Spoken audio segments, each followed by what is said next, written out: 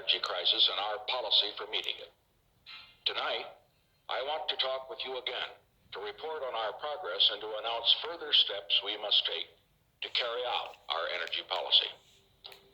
When I spoke to you earlier, I indicated that the sudden cutoff of oil from the Middle East had turned the serious energy shortages we expected this winter into a major energy crisis.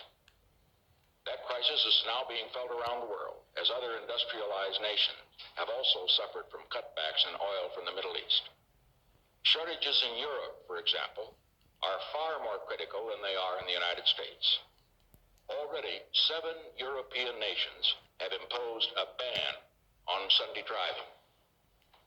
Fortunately, the United States is not as dependent upon Middle Eastern oil as many other nations. We will not have a ban on Sunday driving, but as you will hear later, we're going to try to limit it. Nevertheless, we anticipate that our shortages could run as high as 17%. This means that we must immediately take strong, effective countermeasures. In order to minimize disruptions in our economy, I asked on November 7th that all Americans adopt certain energy conservation measures to help meet the challenge of reduced energy supplies. These steps include reductions in home heating, reductions in driving speeds, elimination of unnecessary lighting. And the American people, all of you, you have responded to this challenge with that spirit of sacrifice which has made this such a great nation. The Congress has also been moving forward on the energy front.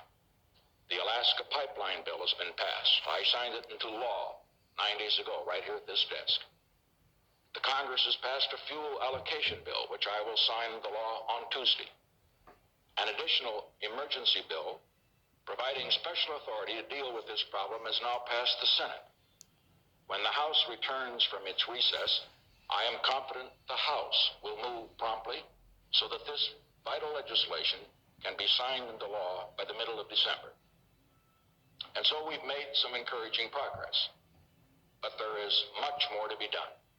And that's what I want to talk to you about tonight.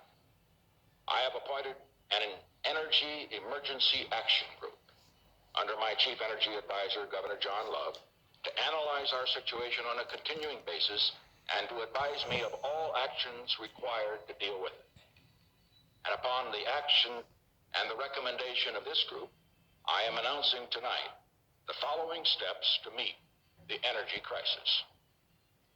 First, to increase the supply of heating oil that will be available this winter, we must adjust production schedules and divert petroleum, which might normally go for the production of gasoline, to the production of more heating oil.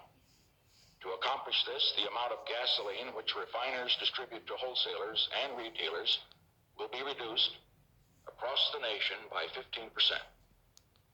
As we reduce gasoline supplies, we must act to ensure that the remaining gasoline available is used wisely and conserved to the fullest possible extent.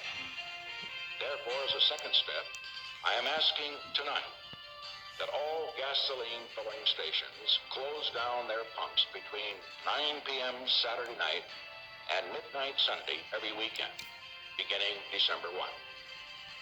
We are requesting that this step be taken voluntarily now.